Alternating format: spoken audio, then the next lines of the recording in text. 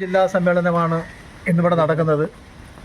അതിൻ്റെ മുന്നോടിയായിട്ടുള്ള പതാക ഉയർത്തൽ ആൾ Kerala retail ration dealers അസോസിയേഷൻ്റെ കൊല്ലം ജില്ലയുടെ ആദരണീയനായ പ്രസിഡന്റ് ശ്രീ തൃക്കണ്ണമംഗൽ ജോയിക്കുട്ടി അവറുകൾ പതാക ഉയർത്തിക്കൊണ്ട് ഈ സമ്മേളനത്തിൻ്റെ ആദ്യ പ്രഥമഘട്ടം ആരംഭിക്കുകയാണ്.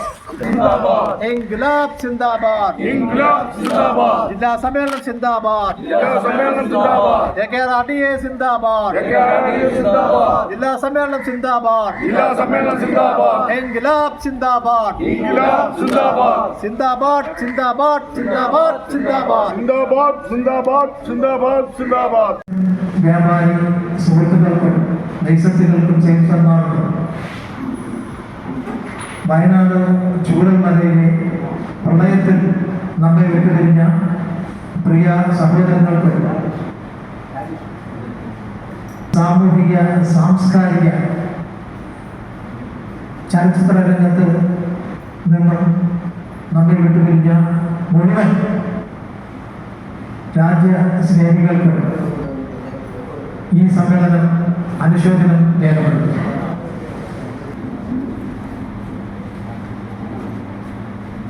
ഉണ്ടാകും എന്നാണ് പ്രതീക്ഷിക്കുന്നത്. കാരണം ഇവരുടെ ഭരണം 10 വർഷത്തോളമായിരിക്കുകയാണ്. 10 വർഷം കഴിഞ്ഞാൽ അടുത്ത മിനിസ്ട്രി വരുമ്പോൾ നമുക്ക് എന്തുകൊണ്ട് ഈ 10 വർഷം കൊണ്ട് നിങ്ങൾ വേതന പാക്കേജ് വാങ്ങിച്ചില്ല, അല്ലെങ്കിൽ അതിനകത്തൊരു മാറ്റം വരുത്തിയില്ല, അതിനൊരു പ്രഖ്യാപനം നടത്തിയില്ല എന്ന് ചോദിച്ചാൽ ഒരു മറുപടി പറയാൻ നമ്മുടെ കയ്യിലില്ല. അതുകൊണ്ട് സംസ്ഥാനത്ത് അധ്യക്ഷൻ അടക്കം, ജോണി നെല്ലൂർ സാർ അടക്കം എല്ലാവരും അതിന് വേണ്ട ശക്തമായ പ്രയത്നം ചെയ്തുകൊണ്ടിരിക്കുകയാണ്. എങ്കിൽ തന്നെയും ഞാനിവിടെ ജില്ലാ കമ്മിറ്റിയുടേതായിട്ട് ഞാനിവിടെ സൂചിപ്പിക്കുകയാണ്, വേതന പാക്കേജിൻ്റെ വിഷയം വളരെ ഗൗരവമായിട്ട് എടുത്ത് വേണം നമുക്കത് മുന്നോട്ട് കൊണ്ടുപോകാം. അതുപോലെ തന്നെ റേഷൻ വ്യാപാരികളുടെ കിൻഡലിന് 1 കിൻഡൽ അരി കടയിൽ എക്സസോ ഷോർട്ടോ വന്നു കഴിഞ്ഞാൽ നമുക്ക് അതിന് ഫൈൻ ഈടാക്കത്തില്ല എന്നൊരു സിസ്റ്റം മന്ത്രിയുടെ ഭാഗത്തു നിന്നുണ്ടായി. അതിന് വേണ്ട പരിഹാരം ചെയ്യാൻ അതിനൊരു ജിയോ ഇറക്കാമെന്ന് പറഞ്ഞു. പക്ഷേ ഇന്ന് വരെ ജിയോ ഇറക്കിയിട്ടില്ല. അത് കാരണം പല താലൂക്കിലും, നമ്മളെ കൊല്ലം ജില്ലയിൽ തന്നെ കുന്നത്തൂരും കൊട്ടാരക്കരയിലും അതുപോലെ തന്നെ കരുനാഗപ്പള്ളിയിലും പിന്നെ മറ്റ് താലൂക്കുകളെല്ലാം അതൊരു വിഷയമായിട്ടിരിക്കുകയാണ്. നമ്മുടെ ഉദ്യോഗസ്ഥന്മാർ TSO RIമാരടക്കം റേഷൻ വ്യാപാരികളെ വളരെ വിഷമിപ്പിക്കുകയും തേജോവധം ചെയ്യുകയൊക്കെ ചെയ്യുന്ന ഒരു ചിത്രമാണെന്ന് കണ്ടുകൊണ്ടിരിക്കുന്ന സംസ്ഥാന തലത്തിൽ. അത് എത്രയും പെട്ടെന്ന് നമുക്ക് ഈ സർക്കാർ ഇറങ്ങുന്നതിന് മുമ്പ്, ഈ LDF സർക്കാർ ഇറങ്ങുന്നതിന് മുമ്പ് തന്നെ നമുക്ക് ആ ജിയോ ഗവൺമെൻറ് ഓർഡർ വാങ്ങണം. വാങ്ങിച്ചെങ്കിൽ മാത്രമേ നമുക്ക് ഈ റേഷൻ വ്യാപാരമായിട്ട് മുന്നോട്ട് പോകാൻ പറ്റത്തുള്ളൂ. കാരണം ഇനിയിപ്പം ഈ പോസും ത്രാസുമായിട്ട് പിന്നെ കണക്ട് ചെയ്യാൻ പോവുകയാണ്. അതിന് വേണ്ട നടപടിക്രമങ്ങളെല്ലാം ഇപ്പോൾ സർക്കാർ നടത്തിക്കൊണ്ടിരിക്കുക. അതിന് ഒരു ഫൈനൽ ഒരു ഡിസിഷൻ വരാൻ ഏകദേശം സമയങ്ങളേ ഉള്ളൂ. അതിന് മുമ്പ് തന്നെ അതിന് ഫൈനൽ ഡിസിഷൻ വരും. അതൊക്കെ അവർ രഹസ്യമായ രീതിയിലാണ് കാര്യങ്ങൾ കൈകാര്യം ചെയ്യുന്നത്. നമ്മൾ പത്രമാധ്യമങ്ങൾ അറിയുന്നെങ്കിൽ തന്നെ അവർ വളരെ യുദ്ധകാലാടിസ്ഥാനത്തിൽ അത് നീക്കിക്കൊണ്ടിരിക്കുകയാണ്. പക്ഷേ ഇവിടെ എനിക്ക് സൂചിപ്പിക്കാനുള്ളത്, നമ്മളെ NFSA ബോർഡുകൾ, കേരളത്തിലെ NFSA ബോർഡുകളിൽ നിന്ന് കിട്ടുന്ന അരി ശരിക്കും പറഞ്ഞാൽ 50 കിലോയുടെ പാക്കേജിൽ 50 കിലോ ഇല്ല. നമുക്ക് കിട്ടുന്ന അരി 45, 47, 46 ഒക്കെയാണ്. നമ്മളത് ഉദ്യോഗസ്ഥന്മാരുടെ അടുത്തെല്ലാം പലപ്പോഴും സമരങ്ങൾ ചെയ്യുകയും അത് നേതാക്കന്മാരുടെ അടുത്ത് ബോധിപ്പിക്കുകയും സംസ്ഥാന കമ്മിറ്റിയിലും ജില്ലാ കമ്മിറ്റിയിലും ഒക്കെ നമ്മൾ എക്സിക്യൂട്ടീവിലും ഒക്കെ ബോധിപ്പിച്ചിട്ടുള്ള കാര്യമാണ്. പക്ഷേ അതിനൊരു തീർപ്പ് ഇതുവരെ ഉണ്ടാക്കാൻ കഴിഞ്ഞിട്ടില്ല. ഇനിയിപ്പോൾ ഇത് കണക്ട് ചെയ്ത് കഴിഞ്ഞാൽ റേഷൻ വ്യാപാരികളെല്ലാം കൊഴിയും. പിന്നെ ഒരു മണി അരി അങ്ങോട്ടും ഇങ്ങോട്ടും ക്രയവിക്രയം ചെയ്യാനും ഒക്കത്തില്ല. നമുക്ക് 1 മണി കുറച്ച് അല്ലെങ്കിൽ കൂട്ടിയോ കൊടുക്കാൻ വയ്യാത്തൊരു സിറ്റുവേഷൻ വരും. അതുകൊണ്ട് ഈ പോസും ത്രാസുമായിട്ട് കണക്ട് ചെയ്യുന്നതിന് മുമ്പായിട്ട് NFSA ബോർഡോണിരിക്കുന്ന ത്രാസുമായിട്ട് കണക്ട് ചെയ്ത് അതിന് വേണ്ട നടപടിക്രമങ്ങൾ ചെയ്യണം. അങ്ങനെ ചെയ്തു കഴിഞ്ഞാൽ എന്ത് ബുദ്ധിമുട്ടുണ്ടെങ്കിലും നമ്മൾ സഹിക്കാൻ തയ്യാറാണ്.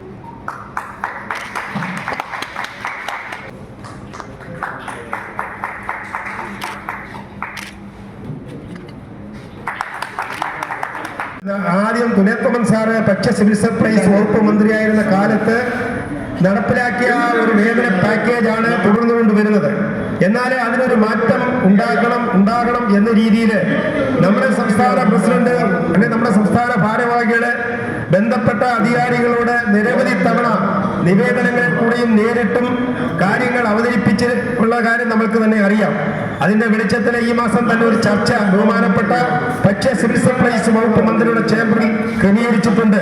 അന്ന് നമുക്ക് വേതന പാക്കേജ് കൂട്ടും അല്ലെങ്കിൽ വർദ്ധിപ്പിക്കും എന്നാണ് നമുക്കറിയാൻ കഴിയുന്നത്. എന്നാൽ അത് നടക്കട്ടെ. അങ്ങനെ നിരവധി റേഷൻ വ്യാപാരികൾ ഈ പ്രതിസന്ധി കാലഘട്ടത്തിലൂടെ കടന്നു പോകുമ്പോഴും എന്നാൽ ചില നേട്ടങ്ങൾ ഈ റേഷൻ വ്യാപാരികൾ എന്ന് പറയുന്ന പ്രബലമായ സംഘടന, നമ്മുടെ സംഘടനയാണ് കേരളത്തിലെ ഏറ്റവും വലിയ സംഘടന. ഈ സംഘടന കഴിഞ്ഞ കാലങ്ങളിലെ റേഷൻ വ്യാപാരികൾക്ക് ലഭിച്ച കോവിഡ് കാലത്ത് കിട്ടില്ല എന്ന് പറഞ്ഞ കിറ്റ് കമ്മീഷൻ നേടിയെടുക്കുവാൻ വേണ്ടി ഹൈക്കോടതി മുതൽ സുപ്രീം കോടതി വരെ പോയി കിറ്റ് കമ്മീഷൻ വാങ്ങിയെടുത്ത സംഘടനയാണ് നമ്മുടെ സംഘടന എന്നുള്ള കാര്യം നമുക്ക് തന്നെ അറിയാം. അങ്ങനെ അത് പല കാര്യങ്ങള് ഈ AK6R എന്ന മഹാപ്രസ്ഥാനത്തിലൂടെ റേഷൻ വ്യാപാരികൾക്ക് നേടിയെടുക്കുവാൻ കഴിഞ്ഞിട്ടുണ്ട്. എന്നാൽ നേടിയെടുക്കാൻ ഇനി പലതുമുണ്ട്. ആ കാര്യം നമുക്കറിയാവുന്ന കാര്യം തന്നെയാണ്. അങ്ങനെ അതുപോലെ തന്നെ പല കാര്യങ്ങളുണ്ട്. ഇപ്പൊ ഞാൻ കൂടുതൽ കാര്യങ്ങളിലേക്ക് സംസാരിക്കുവാൻ ആഗ്രഹിക്കുന്നില്ല. എനിക്ക് പിന്നാലെ നമ്മുടെ സംഘടനയുടെ സംസ്ഥാന പ്രസിഡന്റ്, വൈസ് പ്രസിഡന്റ്, സെക്രട്ടറിയൊക്കെ വളരെ വിശദമായിട്ട് നമ്മുടെ ഈ സംസ്ഥാനത്ത് അല്ലെങ്കിൽ നമ്മുടെ റേഷൻ വ്യാപാരികൾക്ക് എന്തെല്ലാം നേട്ടങ്ങൾ, കോട്ടങ്ങൾ, ഈ വിഷയങ്ങളെ പറ്റിയൊക്കെ വളരെ വിശദമായിട്ട് കാര്യങ്ങൾ സംസാരിക്കും. നമുക്ക് തന്നെ അറിയാം, റേഷൻ വ്യാപാരികളെ സഹായിക്കുന്നതിന് വേണ്ടി നമ്മുടെ സംസ്ഥാനത്ത് തന്നെ കാരുണ്യ പദ്ധതി എന്ന് പറയുന്ന സ്നേഹസ്പർശ പദ്ധതി എന്ന് പറഞ്ഞൊരു പദ്ധതി ആവിഷ്കരിച്ച് നടപ്പിലാക്കുവാൻ റേഷൻ വ്യാപാരികൾക്ക് വേണ്ടി അല്ലെ സെയിൽസ്മാൻമാരെ ഉൾപ്പെടുത്തി അവരെ കൂടെ കൂട്ടിച്ചേർത്തുകൊണ്ട് ഈ സംസ്ഥാനത്ത് ആദ്യമായിട്ട് നടപ്പിലാക്കുവാൻ ശ്രമം നടത്തിയത് നമ്മുടെ AK6R എന്ന മഹാപ്രസ്ഥാനമാണ്. ഈ മറ്റ് നമ്മുടെ സഹോദര സംഘടനകളിൽ നിൽക്കുന്നവർ പോലും നമ്മുടെ ഈ പദ്ധതിയിൽ അംഗമാകുവാൻ പലരും മുന്നോട്ട് വന്നുകൊണ്ടിരിക്കുന്നു, ചേർന്നുകൊണ്ടിരിക്കുന്നു. പലരും ARD നമ്പറുകൾ പറയാതെ തന്നെ കൊട്ടാരക്കരയിൽ തന്നെ പല നിരവധി മറ്റ് സംഘടനകളിൽ പ്രവർത്തിക്കുന്ന അംഗങ്ങൾ വരെ നമ്മുടെ സംഘടനയിലേക്ക് ആദ്യമായിട്ട് അംഗത്വം എടുത്ത് ഇൻഷുറൻസ് പദ്ധതിയിൽ അംഗത്വം എടുത്തിട്ടുണ്ട്.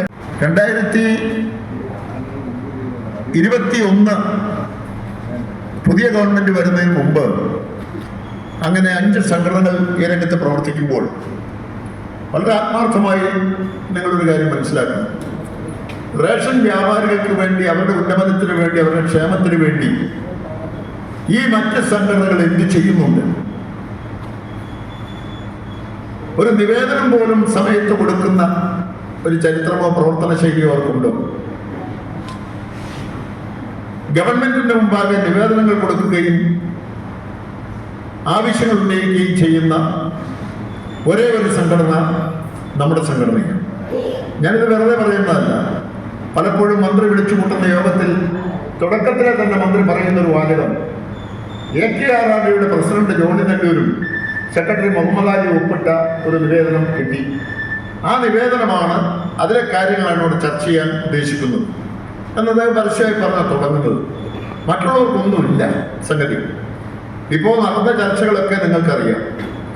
ചർച്ച കഴിഞ്ഞതിൻ്റെ ഒരു റിസൾട്ട് ആകുമ്പോൾ ഞാനും മോഹൻലാലും കൂടി എന്ന് പറഞ്ഞ് ചില ആളുകൾ വോയിസ് മെസ്സേജ് ഒക്കെ ആയിട്ട് വരും. അവിടെ ഇരുന്നുകൊണ്ട് തന്നെ ചില ആളുകൾ മെസ്സേജ് ഇടും.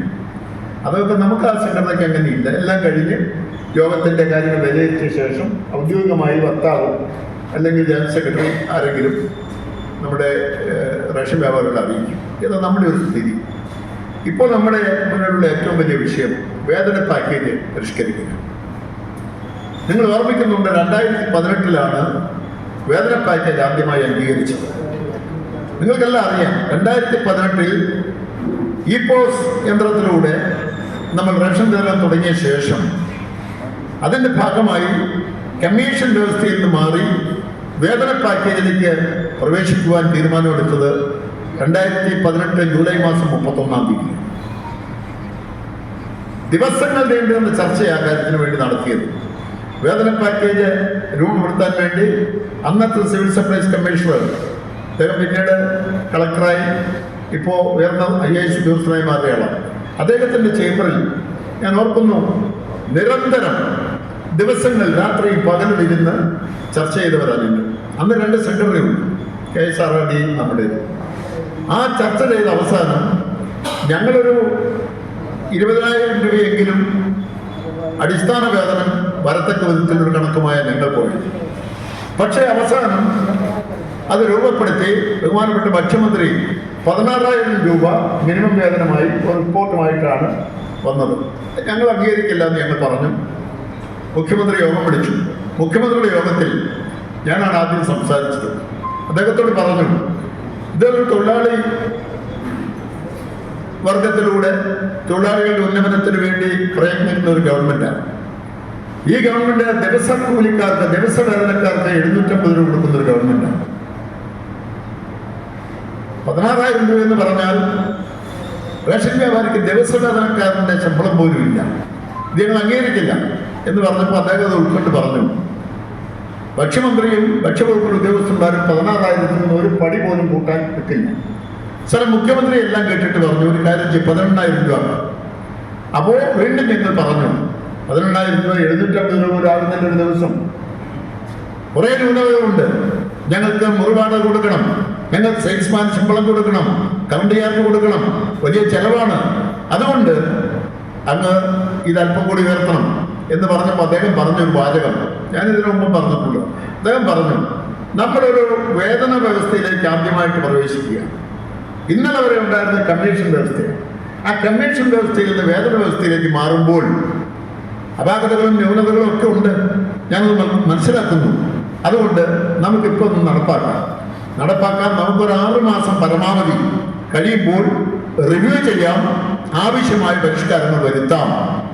ഉടനെ ഞങ്ങളൊന്ന് ആലോചിച്ചു, മുഖ്യമന്ത്രി അല്ലേ പറയുന്നത്, അപ്പോൾ പിന്നെ എന്താ വേണ്ടത്? അപ്പോൾ ഉടനെ ഞങ്ങൾ ആലോചിച്ചു, മുഖ്യമന്ത്രിയുടെ ഉറപ്പ് നമ്മൾ തള്ളിക്കളയേണ്ട.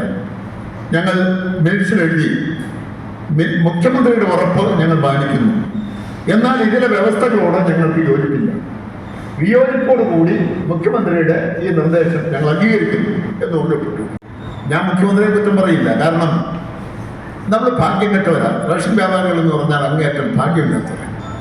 2018 നമ്മുടെ ഈ 6 മാസം കഴിഞ്ഞപ്പോൾ കേരളം കണ്ടിട്ടുള്ള ഏറ്റവും വലിയ മഹാപ്രളയമുണ്ടായി. അനേകം ആളുകൾ മരണപ്പെട്ടു. നിങ്ങളുടെ ഈ മേഖലയിലൊക്കെ വലിയ വെള്ളപ്പൊക്കം, കാണാത്ത രീതിയിൽ വെള്ളപ്പൊക്കം കേരളമാകെ. അതിനിടയിൽ നമുക്ക് വേതന പാക്കേജ് എന്ന് പറഞ്ഞ് ചെല്ലാൻ പറ്റുമോ? പുറകോട്ട് വന്നു. 2019 കരുതി 19 വന്നപ്പോൾ അന്നും പ്രളയം, അടിക്കടി പ്രളയമാണ്. മുഖ്യമന്ത്രി അടക്കം വാവിട്ട് കരയുന്ന രംഗം ഇന്നും നിങ്ങൾ ഓർമ്മിക്കുന്നുണ്ട്. മന്ത്രിമാരൊക്കെ വാവിട്ട് കരയുക. ഇവിടെ തകർന്നു കേരളം പുനരുദ്ധരിക്കുവാൻ സഹായിക്കണം, 2 കൈ നീട്ടി സഹായിക്കണം എന്ന് പറഞ്ഞ് മലയാളികളോടൊക്കെല്ലാം പോയി പറഞ്ഞു. അപ്പോൾ ആ 2019 നടന്നില്ല. 20 ആയപ്പോൾ നമ്മൾ വിചാരിച്ചു, ഇനി നമുക്കൊന്ന് ഭംഗിയായി കേൾക്കാം. അപ്പോഴാണ് കേട്ടുകേൾവിയില്ലാത്ത മഹാരോഗം കോവിഡ്. 2020, 21, 22 ആദ്യ പാവം. ആ 2.5 കൊല്ലം പോയെ 2022 മാർച്ച് മാസം കഴിഞ്ഞപ്പോൾ മുതൽ നമ്മൾ പ്രവർത്തനം ആരംഭിച്ചതാണ്. പ്രവർത്തനമല്ല, സമരങ്ങൾ പല വിധത്തിൽ. വേതന പാക്കേജ് വർദ്ധിപ്പിക്കണം, ഇത് പരിഷ്കരിക്കണം. നമ്മൾ 30,000 രൂപയൊക്കെ ആവശ്യപ്പെട്ടു. 10,000 രൂപ ആവശ്യപ്പെടുമ്പോഴും നമുക്ക് തന്നെ ഒരു ബോധ്യമുണ്ട്, അത്രയൊന്നും ഗവൺമെന്റ് ആദ്യപടി തരില്ല എന്ന് ബോധ്യമുണ്ട്.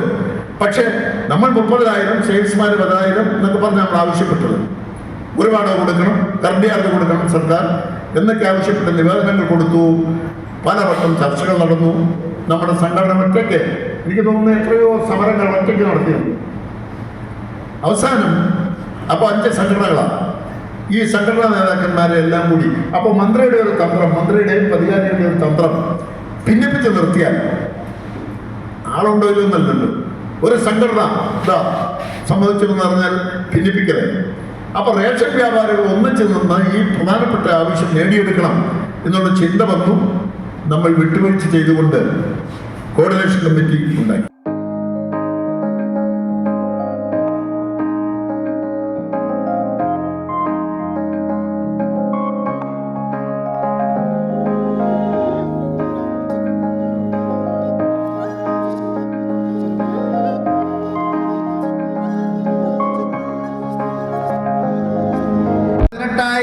എന്നുള്ളത് 22,500 ആയി തരാനും ഈ 18-ൽ താഴെയുള്ള വ്യാപാരികൾക്ക് സപ്പോർട്ടിംഗ് പേയ്മെൻ്റായി നിശ്ചയിച്ചിട്ടുള്ള 8,500 രൂപ 9,000 ആക്കിക്കൊണ്ട് പെർ കിൻഡൽ വിൽക്കുന്നതിന് 300 വേണമെന്ന് നമ്മൾ ആവശ്യപ്പെട്ടെങ്കിലും 250 എന്നുള്ള നിലയിലാണ് അവർ റിപ്പോർട്ട് എഴുതി കൊടുത്തിരിക്കുന്നത്.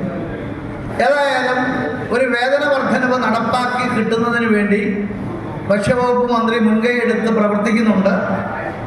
ആ സാഹചര്യത്തിൽ തീർച്ചയായിട്ടും നമുക്ക് ഈ വർഷം തന്നെ ഒരു വേതന വർധനവ് വാങ്ങിയെടുക്കാൻ കഴിയുമെന്നുള്ള ശുഭപ്രതീക്ഷയിലാണ് നമ്മളെല്ലാവരും നിൽക്കുന്നത്.